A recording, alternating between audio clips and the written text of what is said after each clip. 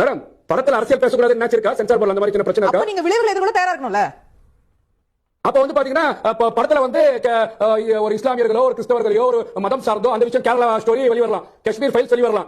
அப்ப வந்து பாத்தீங்கன்னா சென்சார் போர்டுக்கு அதுல வந்து பிரச்சனை கிடையாது. அப்ப அரசியல் இருந்தா தமிழ்நாட்டுல தேர்தல் இந்த நான் கேக்குறேன், ஒரு நபர் வந்து பாத்தீங்கன்னா படத்தை பார்த்துட்டு ஒரு மணி நேரம் கழிச்சு நானும் பிறந்தது இல்ல இந்த படம் வந்து சரியில்லை இதுல வந்து பாத்தீங்கன்னா வந்து அப்ஜெக்ஷன் பண்றேன்னு அந்த ஒரு நபர் தமிழ்நாட்டு மக்களும் ரசிகர்களும் ஜனநாயகன் படம் வரணும்னு சொல்றாங்க. அந்த ஒரு நபர் யாரு? உதயநிதியோட ரசிகரா இல்ல மோடியோட ரசிகரா? இந்த இப்படி யோசிச்சு பார்க்கணும்ல நம்ம. அது நீங்க சென்சார் போர்டுல இருக்கக்கூடிய 6 பேர்ல ஒருத்தர் மட்டும் வந்து பாத்தீங்கன்னா அப்ஜெக்ஷன் தெரிவிக்கிறாங்க. இதுக்கு காரணம் என்ன? இப்ப தமிழ்நாட்டுல இந்த படம் வந்தால் விஜய் அவர்கள் வந்து தமிழக படத்துல வந்து பாத்தீங்கன்னா எம்ஜிஆர் அவர்கள் தமிழ் படத்தை வந்து பரப்புரையாவே பயன்படுத்திருக்காரு. நம்ம பாத்துக்கிறோம். தமிழ்நாட்டுல படம் வந்தா அது பெரிய ஒரு பரப்புரை தாக்கத்தை ஏற்படுத்தும். அப்ப தமிழ்நாட்டுல அரசியல் இன்னைக்கு வந்து தேர்தல் வரப்போகுது மேடம். அப்ப ஜனநாயக படம் களத்துல வந்தா யாருக்கு பயம்? 2 பேருக்கும் பயம். யானைக்கும் பயம், பூனைக்கும் பயம். நான் யானை தான் சொல்லி இருக்கக்கூடிய 14 கூட்டணிக்கு பயம், 8 கூட்டணி வைத்திருக்கின்ற பூனையும் சொல்லி இருக்கக்கூடிய அதிமுகவுக்கும் பயம். இந்த பயத்தின் வெளிப்பாடு எல்லாமே சேர்ந்து விஜய் அவர்கள் வந்து பாத்தீங்கன்னா அதாவது வந்து பாத்தீங்கன்னா சுட்டிக்காட்டு முடிச்சிட மேடம்.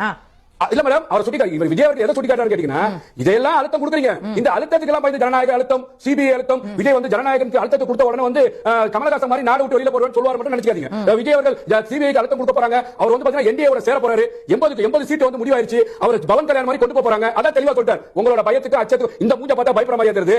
நான் தமிழ்நாட்டு மக்களுக்காக சேவை செய்யறதுக்கு வந்துக்கிறேங்க. நீங்க தமிழ்நாட்டு மக்கள்கிட்ட வந்து வாக்கு கேளுங்க. என்டிஏ இருந்தாலும் சரி, இந்த சைடு இருக்கக்கூடிய திமுக இருந்தாலும் சரி, எதுக்கு பயத்தின் உச்சம் தொடை நடுங்கி இந்த படம் வந்தா தாக்கம் வந்துரும், எங்க ஓட்டெல்லாம் பறி போகுது, இன்னைக்கு நாங்க தமிழ்நாட்டு அரசியல் வேற மாதிரி போகுது அப்படின்னு திமுகவும் தள்ளக்கூடிய ஏற்கனவே திமுக